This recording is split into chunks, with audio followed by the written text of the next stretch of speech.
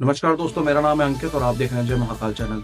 इस वीडियो को अंत तक देखिए ताकि आपसे कोई जानकारी मिस ना हो। इस वीडियो को लाइक भी कीजिए।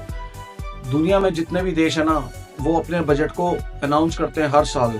और पॉलिटिकल पार्टीज जो होती है ना, किसी भी देश को ये कहती है कि जो हमने बजट अनाउंस किया ना वो तो बेस्ट है पूरे वर्ल्ड के अंदर। लेकिन असलियत तो तब पता लगती है जब बजट अनाउंस किया जाता है। और बजट अनाउंस होने के बाद ही सरकार की भी असलियत पता लगती है। वो कैसे पता लगती है, वो डिपेंड करती है कि उनका जो बजट है, इकोनॉमी है, करेंसी है, फॉरेन रिजर्व्स हैं या शेयर मार्केट है, उनमें कितनी इंप्रूवमेंट है, तो ये डिसाइड करती है बजट को लेके। अभी भारत में ही हाल ही में बजट जो है वो एलोकेट किया गया 2025 में ही।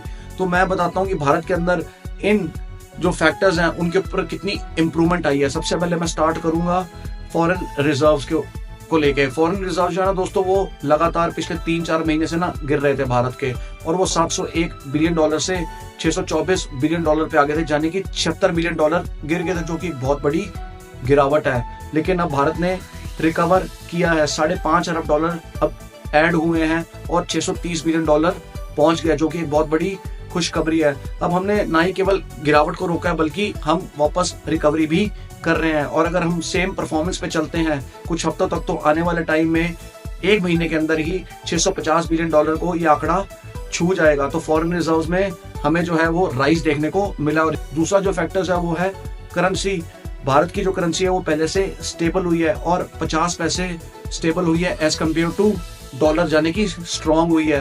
अब दुनिया की ना हर कंट्री की करेंसी दोस्तों गिर रही थी डॉलर के मुकाबले। वो क्यों? क्योंकि यूएस में इलेक्शंस थे और पॉलिसीज को अपग्रेड किया जा रहा था, जिसकी वजह से ना डॉलर को स्ट्रेंथन किया जा रहा था। अब तभी जो है ना फॉरेक्स रिजर्व में जितनी भी कंट्रीज की करेंसी ना वो डॉलर के मुकाबले गिर रही थी। अभी आप ये चार्ट देखिए, यूके का पाउंड और मैक्सिकन करेंसी है जो कि टॉप पे है। उसके बाद भारत की करेंसी और चाइना का युआन जो है वो आपस में खड़े हुए हैं एक बराबर में। और नीचे आप देखोगे यूरो भी कमजोर है, जापानीज करेंसी भी कमजोर है। और एशिया में जो best performing currencies against dollars वो है इंडिया का रुपया और चाइना का युआन करेंसी। और जो poor performing currencies against dollars वो है पाकिस्तान की करेंसी और जापान की करेंसी। लेकिन भारत में जो मीडिया है वो प्रोपोगंडा कर रही थी कि भारत का जो रुपया ना वो तो बहुत गिर गया, भारत की संप्रभुता पे जो है बात आ गई। लेकिन ऐसा नहीं है। अब भारत की और चाइना की करेंसी सबसे स्ट्रॉन्ग क्यों है डॉलर के खिलाफ एशिया में? क्योंकि फॉरेन रिजर्व जो है इन दोनों कंट्रीज के बहुत हाई हैं। भारत के 700 बिलियन डॉलर और चाइना के 3 ट्रिलियन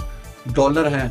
अब मैं बात करूं कि इस बजट का क्या इफेक्ट होगा फ्यूचर के अंदर, वो डिपेंड करेगा हमारी शेयर मार्केट के ऊपर। अब शेयर का मार्केट में लोग जो है पैसा कंपनियों में नहीं लगाते, वो लगाते हैं देश के फ्यूचर के ऊपर। और वो जो कंपनीज है ना वो तो देश का ही पार्ट है, तो पैसा उनको कंपनीज पे इस हिसाब से लगता है जिस हिसाब से कंपनीज परफॉर्म करती हैं, और उस पर बजट बहुत अहम रोल प्ले करता है।